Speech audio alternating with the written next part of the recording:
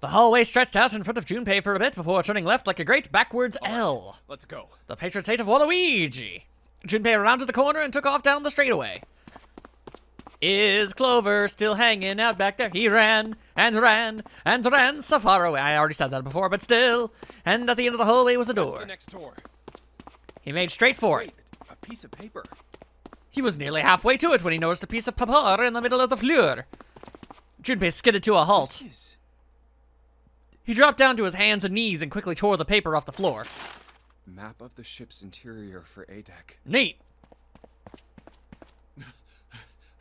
What's wrong? Your face! Ace, slightly slower by virtue of his advanced age, had finally caught up to Junpei. I found a map for this floor. He showed Ace what he snatched from the wall, and he looked at it long enough to determine what it was and I nodded. see. With that, he began running again past Junpei. It was neat, but not that interesting. Well, that was anticlimactic. I should keep this, though. Junpei shoved the map into his pocket and got up to follow Ace, but something stopped him. Where's Clover? He turned around. Clover was nowhere to be Damn seen. it. What the hell is she up to? Junpei muttered angrily under his breath and took off back the way he came. I did that. There was an unlocked thingamadoo here, so you do the thing. As he stomped around the corner, he saw her. She was standing in front of the door to the captain's quarters, her hand on the doorknob. Clover! Huh? As Junpei watched, she closed it gently and quietly. What the hell are you doing? Nothing. What do you mean, nothing? Be a pal. Clover had unconsciously put her hands over the pockets of her jacket as if trying to hide What the something. hell is that? What? You've got something in your pocket. What is it? Oh, this? This is a note. A note? A note? Yeah, I found it in the pocket of the guy with the captain's clothes. All right, well, you're saying different things, so I'm guessing I'm still on the right path. Come on, Clover. We're pals. You don't gotta be no crazy axe murderer. It said something about the darkness of the sinister hand or something. Oh. Okay, that's actually real. What the hell? Let me see it. No, not right. But Junpei wasn't going to get to see it. From the other end of the hall, he heard Ace's voice. Junpei, Clover, what are you two doing? Hurry up. Don't tell us what to do, old man! He's getting mad. Clover shrugged. I'll show it to you later, all right? Come on, we gotta hurry. Before Junpei could protest, she was gone. Around the corner and off down the long stem of the L. A note? Alright, well, it doesn't sound like she carried the axe around with her, so that's good. A note.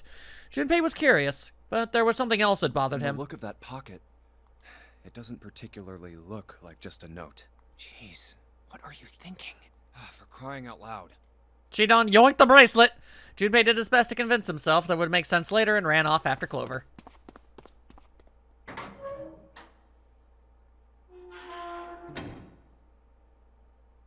Junpei pushed through the door and found himself in a large room with a large set of Big stairs. stairs. So this is where it ends up, just like it says on the map. It was just what he'd expected to see after reading the map. His I see after reading the map himself meant that Ace had probably realized the same. Ace, did he head down? To do evil? He put his hand on the handrail and leaned over to look down. Oh, It just there he is. dawned on me. I only just now got it. The original version of this ending where he said, "Hey, Lotus, come over here. I want to show you something. It's real cool." He totally stabbed her.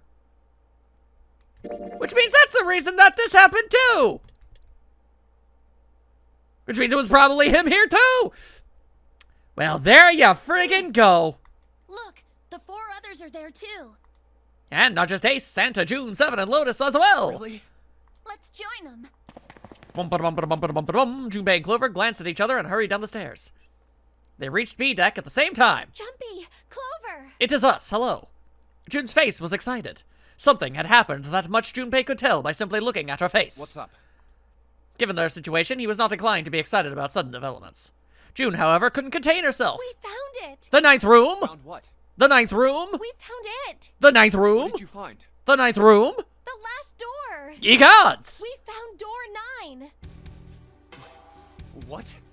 Come on, just follow us. We'll explain on the way.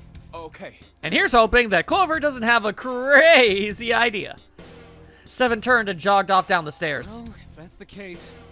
Wait for me. We should get going as well. The rest followed. Jumpy.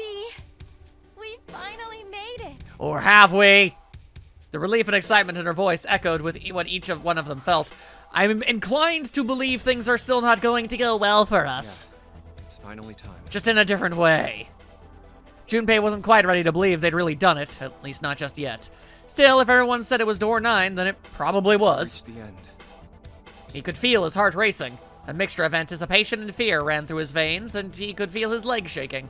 He was doing his best to maintain a sense of healthy skepticism, but he couldn't deny the prospect of escape was an exciting one.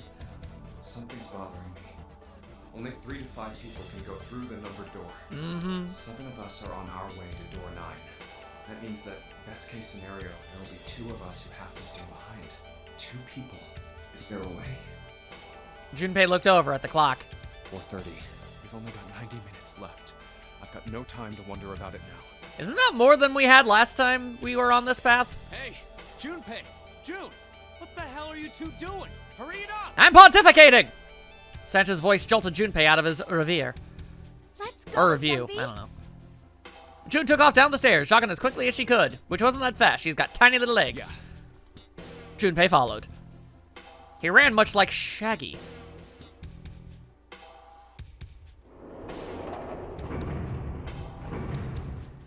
Into the crowded elevator. As a group, they piled onto the elevator and rode impatiently down to E deck. It looked familiar. There was a metal grate between the 2 elevators. Seven grabbed hold of it and began to talk. I know I told you I'd explain it earlier, but honestly, there ain't much to explain. After we split up from you guys, the 4 of us got into the elevator on the left, and that took us to the other side of the grate. After that, we headed down another hallway. It took us toward the bow, and eventually to the number 6 that you 2 found earlier. We opened it and kept going. There was another locked door behind it, like usual, but this time we had to complete 2 different areas before we could unlock it. Once we were through that door, there was another hallway that went the other direction, toward the stern. So, on your way, you found the elevator. That's right. So, in other words, you kinda did a lap, huh? You came from that side to this side. Yeah, With that settled, Junpei looked around. So, where's the number 9 door? over here. Seven began walking down the hallway that led toward the stern. Junpei and the others broke into a jog to keep up with him. He's got long legs. By the way, They had been walking for a while, June in silent step with Junpei when she spoke. you know, it's because of Santa that we're all here right now. In what regard? Huh? That all 7 of us are going to door 9. What? You don't get it?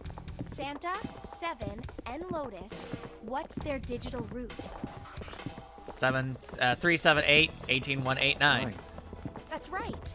They could have just left me behind and kept going if they'd wanted to. I suppose this is true. But they didn't. Yes, because Santa wouldn't let them. Well, I'm glad for that. He said, we can't leave June and the others behind. That's why we went looking for you guys. And then you got on the elevator and went back to the central staircase. Are you implying the others were down for just leaving? That's right. Well, I wouldn't have called that one. That Santa would be the one to stick up for you. Junpei felt his eyebrows knit as he considered that. Oh, don't get me wrong. Perhaps June had sensed Junpei's concern. I don't mean that 7 and Lotus said they wanted to leave me behind.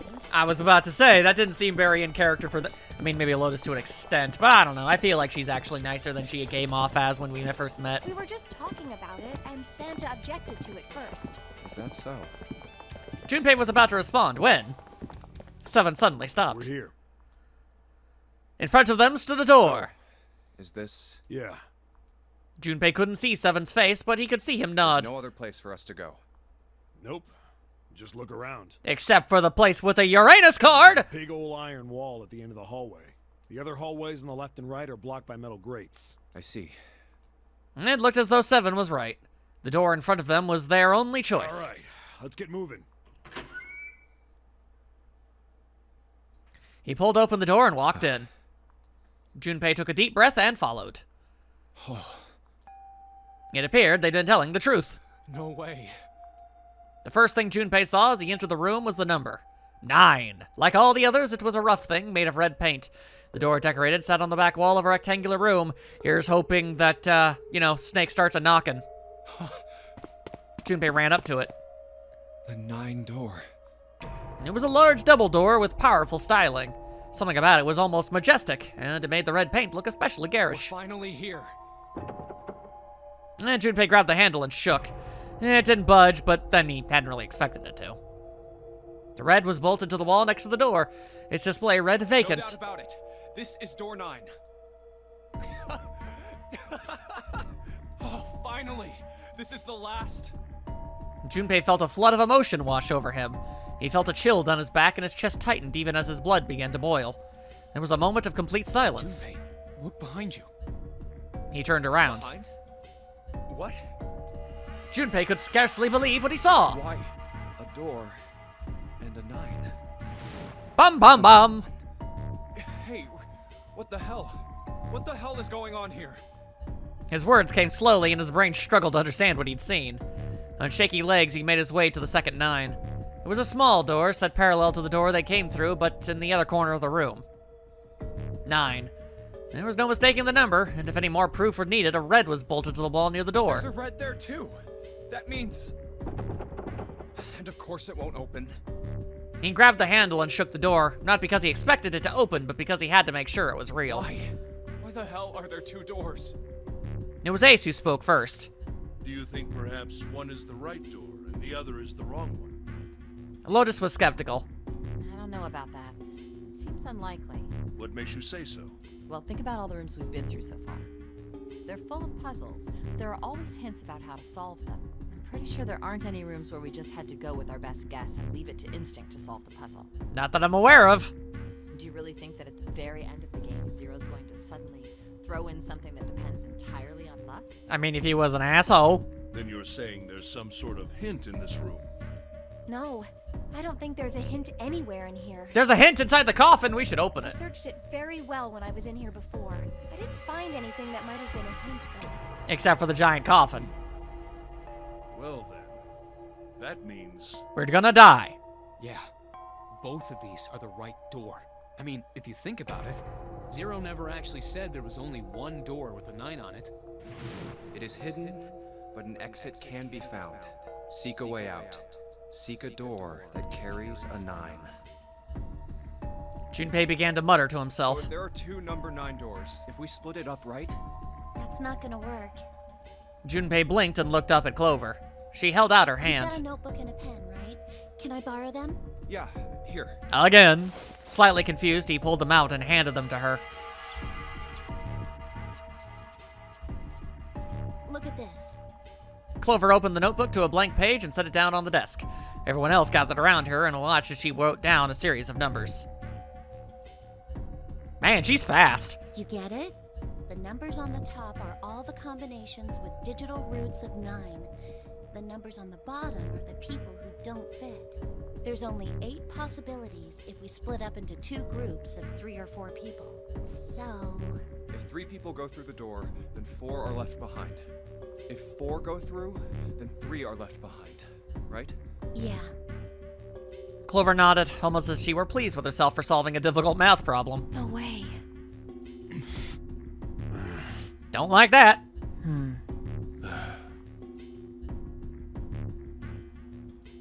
The room went very quiet. Silence lay across everyone like a thick, heavy blanket. But then there was a knock in the coffin. No one spoke.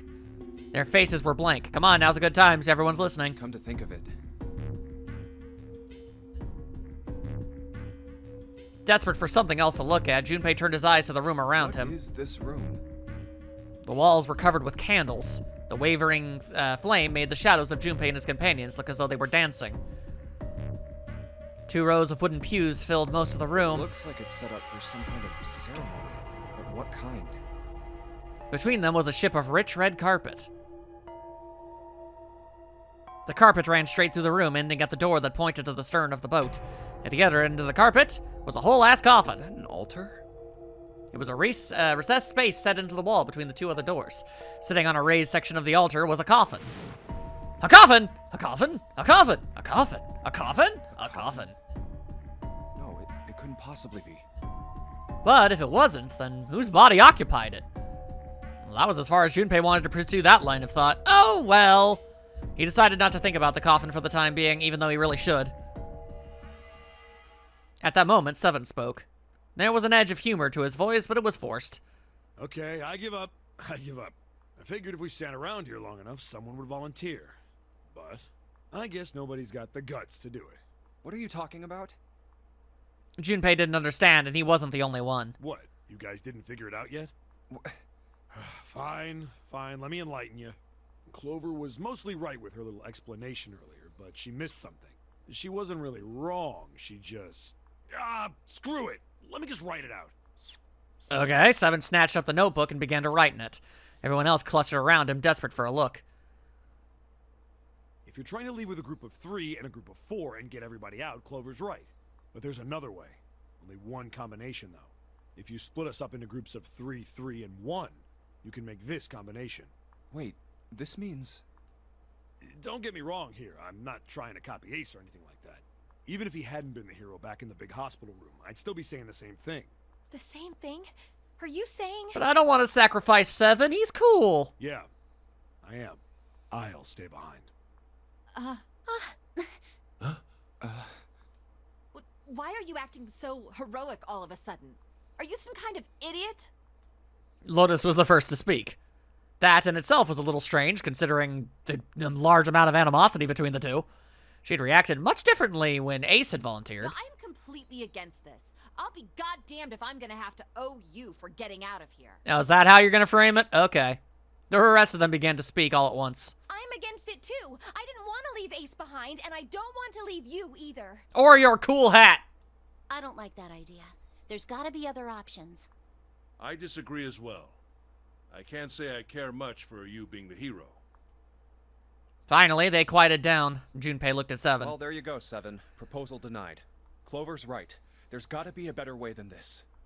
Seven made some noise that was somewhere between a derisive snort and a cough. Doesn't make any sense. He was doing his best to pretend they were making a foolish decision, but Junpei could see the twinkling of water at the corner of Seven's eyes. He's like, oh, dang, they really ain't gonna let me die. That's awesome. That was when Santa spoke. Whoa, hold on a minute. I haven't said anything yet. I mean, yeah, no, you haven't. What's that have to say with anything, though? Until then, Junpei had realized that Santa had stayed quiet for the whole discussion of Seven's fate. Oh, I guess that means he's totally cool with it. Something in his voice made Junpei uncomfortable. Are you agreeing? You want to leave him here? Santa shook his head. Nah, I'm against it. I don't want to leave Seven here alone. Then what's the haps, Paps? Then I don't see how it matters. I said alone. Huh? I said I don't want to leave Seven alone. There was a dull shine in Santa's eyes. They were cold and hard. Junpei felt himself shiver. What the hell are you... What? You don't get it? I can't leave just one person. I need 2 more. 3 people, including Seven. I'll be leaving behind 3 people. Huh? That's my proposal. No, those are my orders. Excuse me? What do you mean, orders? What the hell makes you think you can order us around? Who the hell's gonna listen to you? You all will. In 3 seconds, you won't have a choice. What? 3, 2, 1.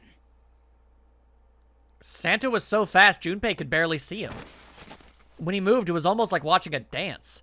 His feet moving like lightning. He spun and... Yo, what the flying crap?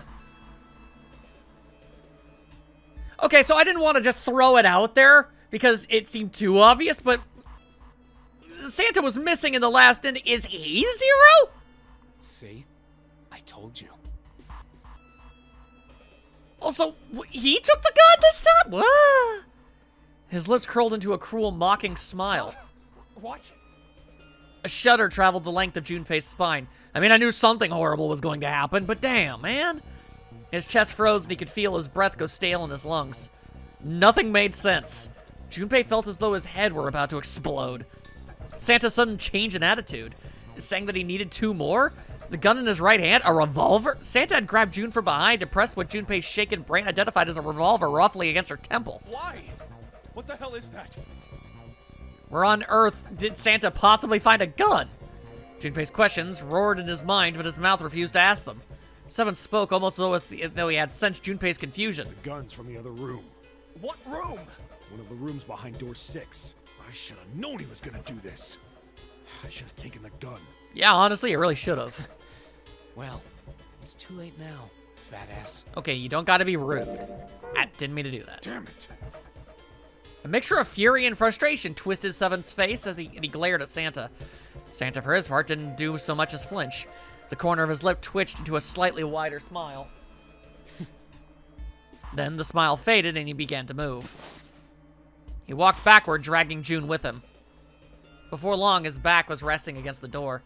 On the wall next to him was the red. He put his hand on the scanner panel quickly and then forced June to do the same. Now, time for you to start following my orders. I don't like this. Ace, Lotus, congratulations. I've chosen you to come with me. Put your hands in the red. 3, 6, 1, 8 equals 18. That was what Santa had meant when he said he needed 2 more. Hey, you deaf? I gave you an order. Santa's eyes narrowed to slits. He glared at Ace and Lotus. They stayed frozen like deer caught in the headlights of an oncoming car. Right. Fine. I didn't want to waste any bullets, but you guys just don't get it. No sooner were the words out of Santa's mouth than his hand twitched. Oh, God. And the gun roared. A section of the floor exploded, scattering wooden splinters across the floor. Okay, well, that could have gone worse. A thin plume of smoke snaked out of the hole in the floor. There could be no doubt that the gun was real and worked. You really shot it? But why? Santa, why are you... Clover's voice spoke of betrayal and disbelief. Santa, I thought you were one of us. I thought we were friends. What? You knew about the leaf words and the 4-leaf clover. Santa's cheek twitched, almost imperceptibly. What the hell is that shit? I've got no idea. You're lying. Shut up. Just shut up, you stupid bitch! What is with all of the name-calling today? You want me to put a bullet in your fucking head? Flecks of spit flew from Santa's mouth, his face twisted with rage. Clover recoiled, her eyes wide. When she spoke, her voice was very small. Santa. He snorted, then shook his head vigorously and turned to face Ace and Lotus. All right, assholes. What are you still standing there for? Get over here and scan those bracelets. I don't have all day. Oh, what's the matter? Your hearing's starting to go? Going senile, maybe? Ace and Lotus still didn't move. It almost seemed as if they couldn't move. June's face was pale behind Santa's arm. Her eyes were wild and her chest heaved with every quick breath like an animal cornered by a predator. Junpei's mind worked furiously. What were they going to do? Then he realized something. There was nothing they needed to do. There was nothing to debate. That's it. June's safety was the first priority. That much was obvious. Doing as Santa had commanded meant that she would be safe from at least 2 threats. She wouldn't be shot, and she'd leave the ship alive along with Santa, Ace, and Lotus. There was only one thing for Junpei to do. It's the only way. He turned to Ace and Lotus. Please, go. Huh? No way. Jumpy, what are you saying? If you stay here, you're going to be stuck, Jumpy. And so will Clover and Seven. I'm not happy about that. I know.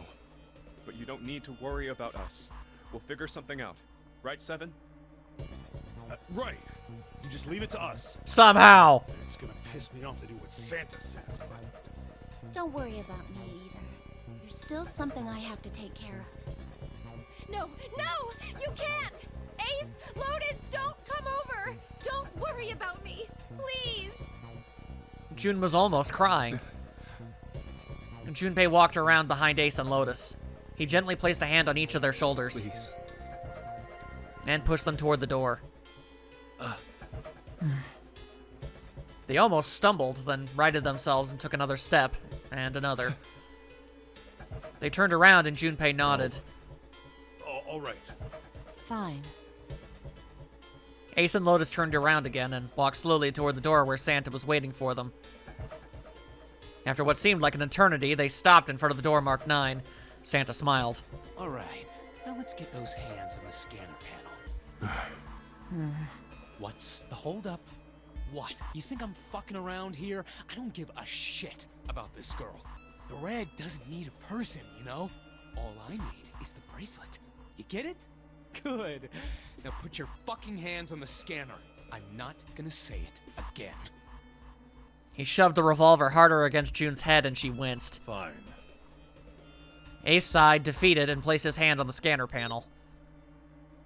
Crazy knowing what I know about Ace. Lotus glared at Santa and slammed her hand onto the scanner panel. The fourth asterisk blinked on. Good job. Now, Lotus, pull that lever. As soon as the door opens, you get your ass in there. Try anything stupid, and you know what happens, right? Damn it. Junpei could almost hear Lotus's teeth grind.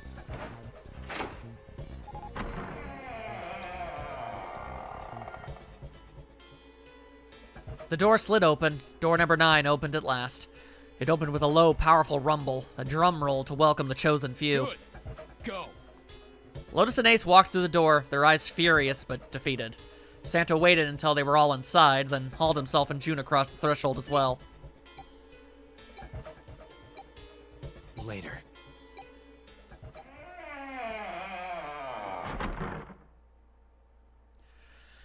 I don't know what to think about this. I mean, I know for a fact that Ace is a scumbag. Was Santa screwed up this entire time too, and I just didn't realize it? He was never the nicest guy, but I never thought that. After exactly 9 seconds, the door swung shut. The gust of air it created caused the candles on the altar to flicker and die.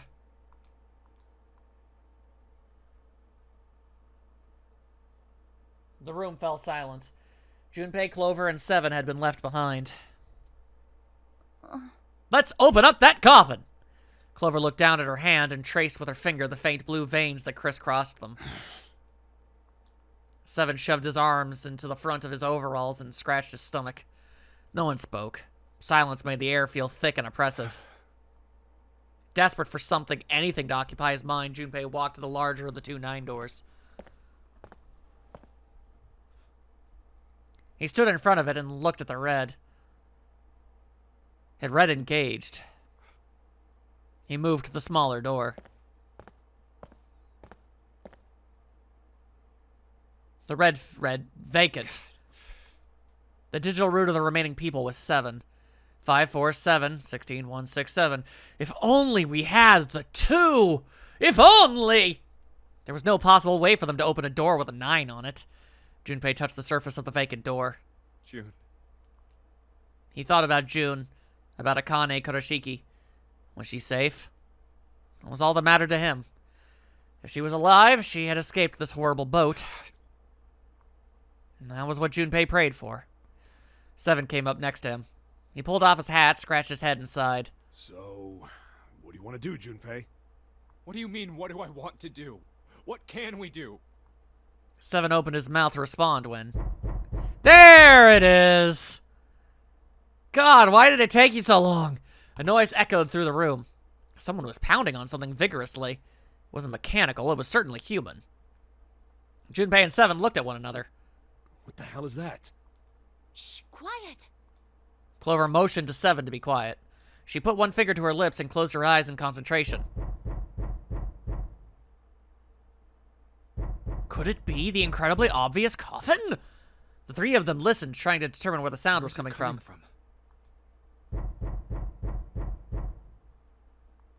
Could it be? Hey, I think it's coming from this coffin. You're right. Let's open it. But how? What are those muscles for? For show? You're telling me to force it open? Just shut up and try! Junpei and 7 grabbed hold of the coffin. They tried to get a good grip with what little purchase they could find and pulled with all their strength. Damn it! Man, it won't even budge. Lousy quality craftsmanship! There was some sort of keypad attached to the coffin. Its purpose would not have been difficult to determine. Their eyes were almost immediately drawn to it. Another one? Yeah, looks like it. Do you think we have to put in the right password or it won't open? How are we supposed to figure this one out? I know that Clover has the I note. think so. The noise wasn't stopping. In fact, it was getting louder. Whoever or whatever's inside this thing wants out. And now. I know that. But how? Without a passcode, I don't think there's much we can do. If only we had an axe. They couldn't even tell how many numbers the passcode needed to be. Isn't there a hint somewhere? Well, let's look for one. And then they did. Several days later, unfortunately, there didn't seem to be anything near the coffin. Clover ran to examine the pews, and Seven investigated the desk, but they turned up nothing. There's nothing here. Not making this easy, are they? The sound still wouldn't stop. It wasn't a noise that belonged in that room.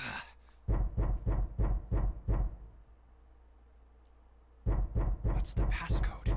What am I supposed to do? How can we figure it out? I need something. Think it through, Junpei. Think it through.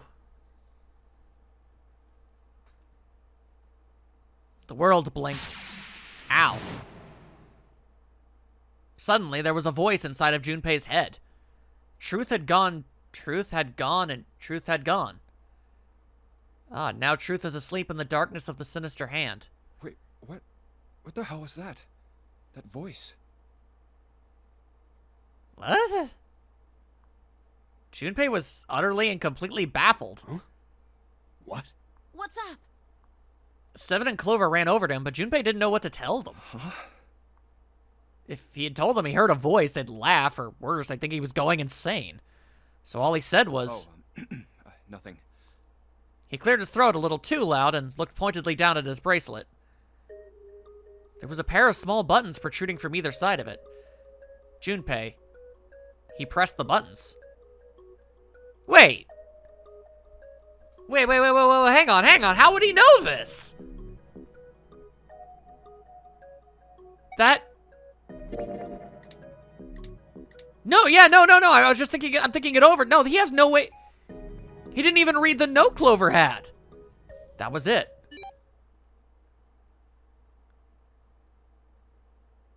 What? 8 numbers blinked on and then off on the bracelet's display. Junpei checked one last time. 1, 4, 3, 8, 3, 4, 2, 1. 1, 4, 3, 8, 3, 4, 2, 1. Okay, well, the only thing I can vaguely ascertain from any of what just happened is to take all of the information we gained on this route at face value. An epiphany? Did we just get a telepathic message? Huh? Hey, what the hell were those numbers? Oh my gosh. Are those... Junpei didn't answer. He simply walked straight to the coffin. He knelt down in front of the keypad, running over the numbers in his head so that he wouldn't forget. 1, 4, 3, 8, 3, 4, 2, 1. 1, 4, 3, 8, 3, 4, 2, 1. With trembling fingers, he punched them in.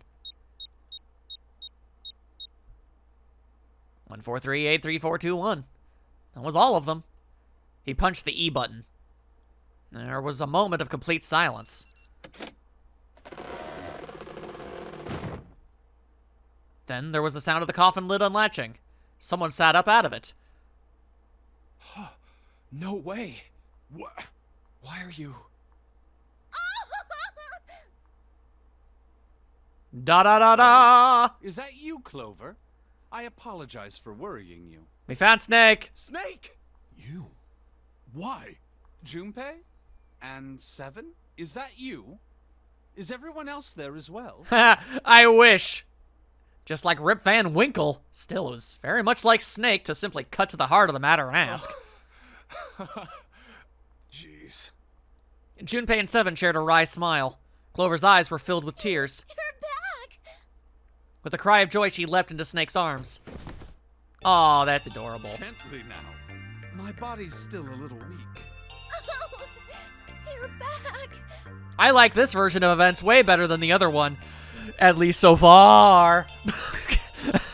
There's still time for everything to go horribly wrong. Clover looked like nothing so much as a lost child who had finally found her home. She cried and cried and cried. Her eyes were red and her nose was running.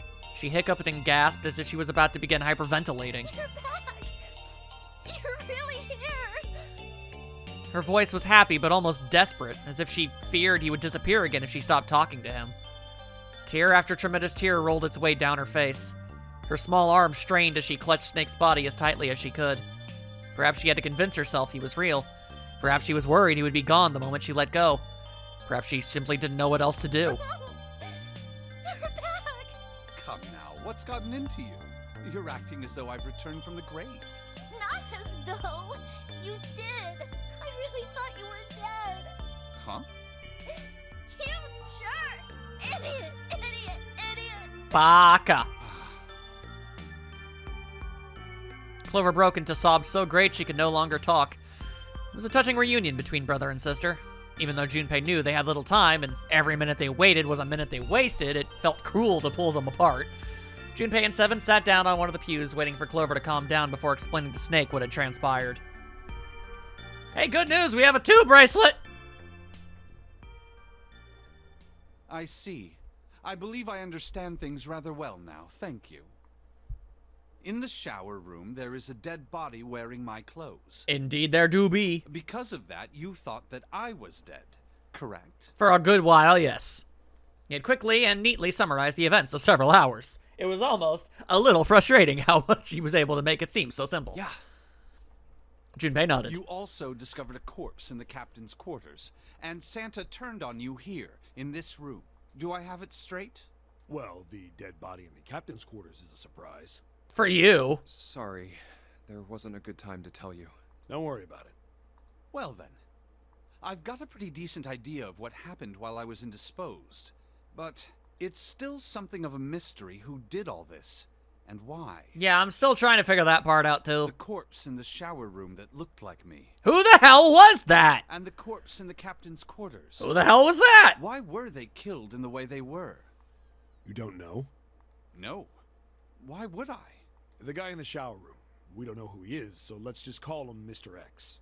Anyway, this Mr. X is wearing Snake's clothes, but you're wearing some kind of weird robes.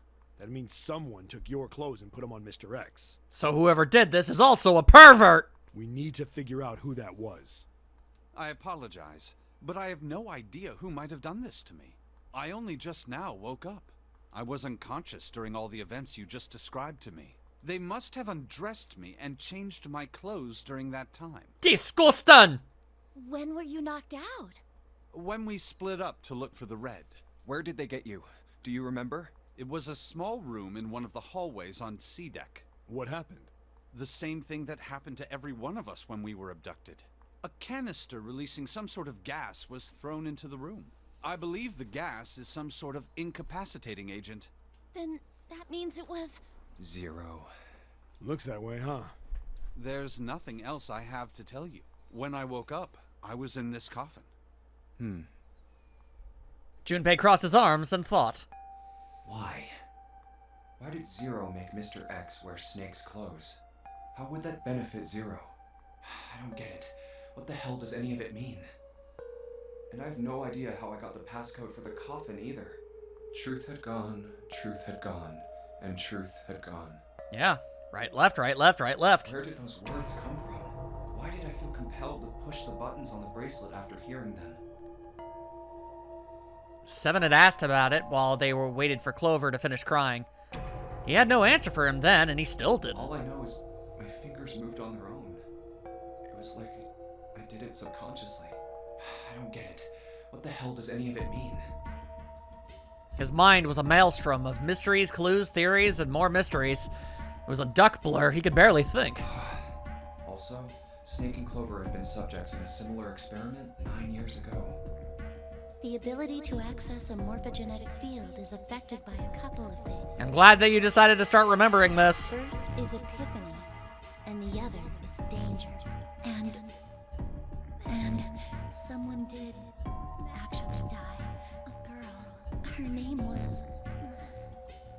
There had been another experiment conducted on this same ship 9 years ago, and a girl had died during it. Morphogenetic field theory. The 2 murders. Switching clothes. The nonary game.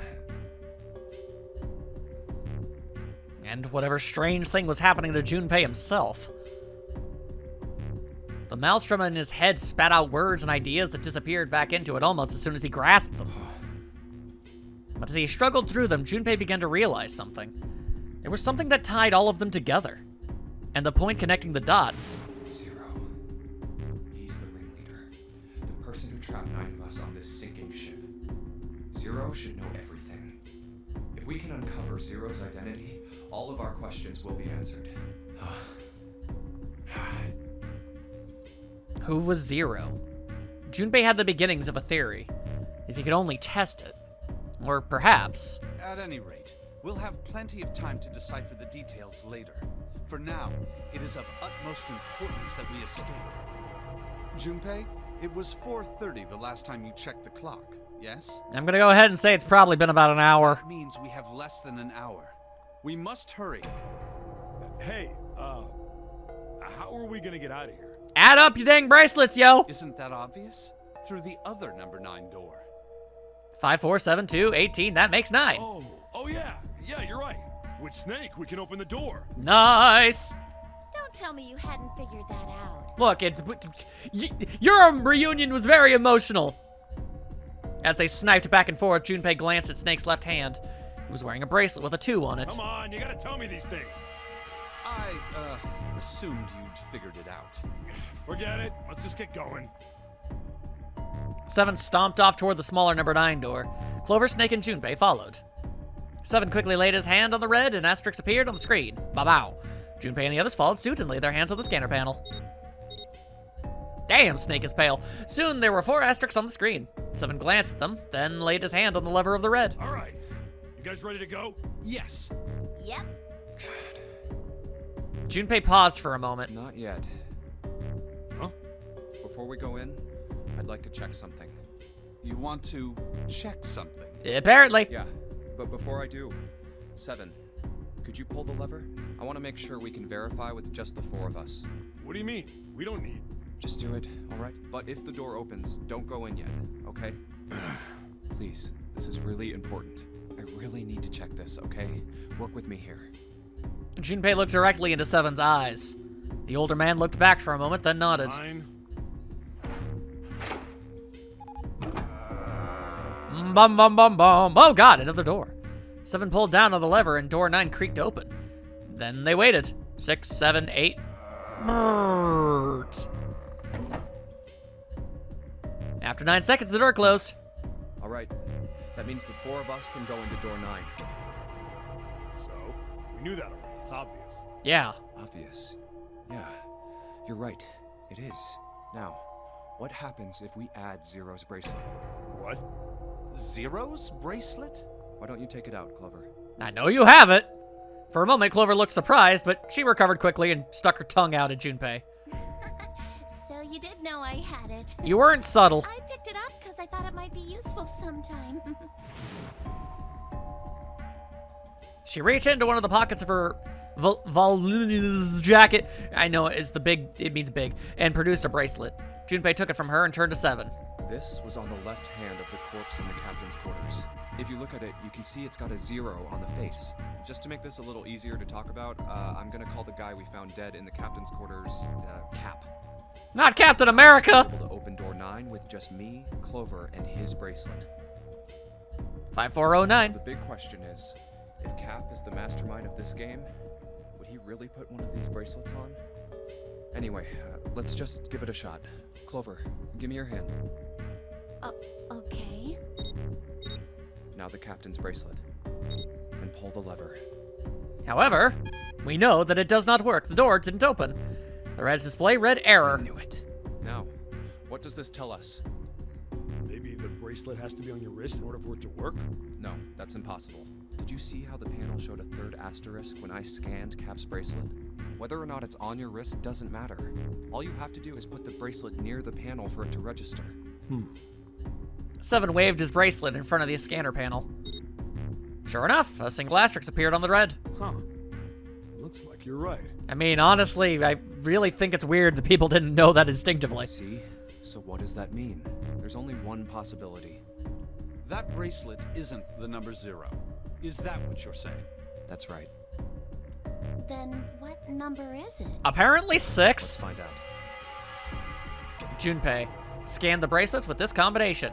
Okay, which one was it that I did for that? I believe it was 7 Junpei and the 0. Let's try 7, me, and Cap. 7 Junpei, 7, 12, 1, 2, 3. If this combination opens the door, then Cap's bracelet is number 6. Is it the same as the other timeline? The answer is yes. Why does he have a 6 bracelet? Have the door open. What? Why? What does that mean? Both Seven and Clover seemed rather shaken as they turned to look at Junpei for answers. The door slid heavily shut. Junpei raised an eyebrow. Isn't it obvious? Cap's bracelet is number 6. 756-18189. But doesn't it say 0? This isn't a 0. The symbol on here isn't a number 0. Then what is it? It's a letter O. Ah? Oh. O'Reilly's Automo Parts? Whoa, wait a minute. I don't get it. I mean, we figured out that Cap's bracelet is 6, right? Yeah. Yeah. Does that mean there are 2 people with 6s? Before Junpei could answer, Snake spoke up. There is most likely only one person with a 6. But I don't get it. What about June? I'm glad somebody's asking questions. Well, this is only an educated guess, but I think June's number was never 6 to begin with. Then how did she get through the doors that required it? Her bracelet was flipped. June was 9? In other words, June's real number is... 9. That seems the most likely. What? Then all this numbered door stuff was just a load of crap? Why would you say that? Because if June is 9, then the numbers wouldn't match up. Clover grabbed Junpei's notebook and began to write furiously in it. She's using that thing more than Junpei ever did. Here, look. Junpei leaned over to look at List it. of all the numbered doors June's gone through. I'll let you know what I'm writing, okay, Snake? And that's everything. I wrote down which door she went into and with whom. And I wrote what all the numbers were. So if you switch 9 in wherever there's a 6, the numbers don't work. So explain that mess. If the digital root is 7, then you can't open door 4. If the digital root is 2, then you can't open door 8. Clover, do you notice anything interesting on that list? No. What do you mean? Numbers are never interesting. You're talking about 3, right? 3? Santa's always in the room with her. That's what you're saying, isn't it? Yes, that's right. Indeed. What about it? That's quite simple, really. You told me that the first time you came to this room, Santa was the first to refuse to leave June behind. Now, doesn't that beg the question why? Why would Santa do such a thing? Now that we know that he's a jerk, he wasn't doing it for altruistic means. The answer is easy. Because Santa can't open door 9 with only 7 and Lotus. Of course, there's only one reason for that. His number isn't actually 3. Santa's real number, 7? Would you be so kind as to modify my sister's equations? Yeah, sure. Seven took the pen from a confused Clover and began to adjust her calculations. This is what you were getting at, right, Snake? He had the 0? He read out the change he's made. When he finished, he looked at Snake. Snake smiled. Thank you. That is exactly right, 7. Santa's true number wasn't 3. It was 0. Holy crap! No way. Santa is 0? And June was 9, not 6. Conversely, Santa was 0, not 3. Plus 3 and minus 3, they cancel one another out. Nothing appears out of order. Santa was still playing by the rules of the nonary game this whole time. Precisely. So you're saying Santa planned this whole thing? Holy crap! I'm not sure if he acted alone or not, I feel like he couldn't have. but I think it is safe to conclude that he is 0. If my hypothesis is correct.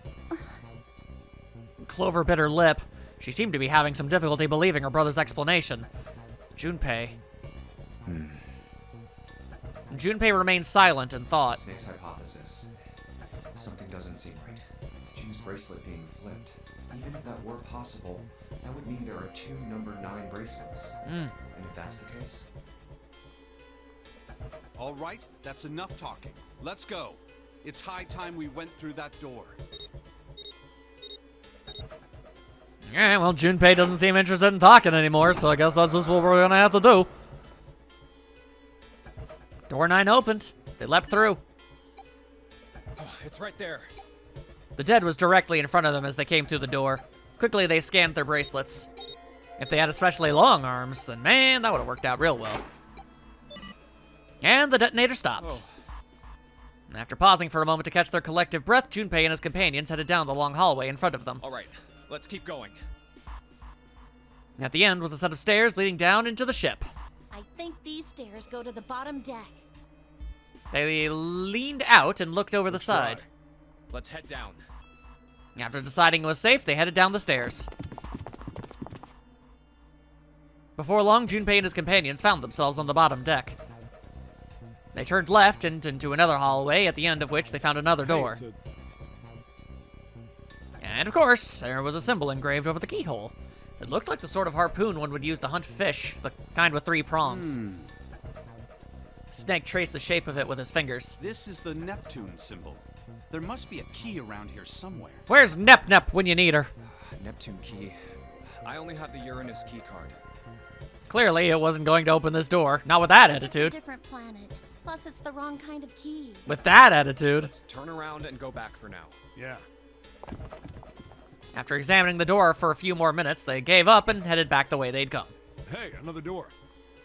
With a little more searching, they found a metal door. And a card reader this time. Well, hot diggity damn! The symbol was engraved onto the card reader. It's the Uranus symbol.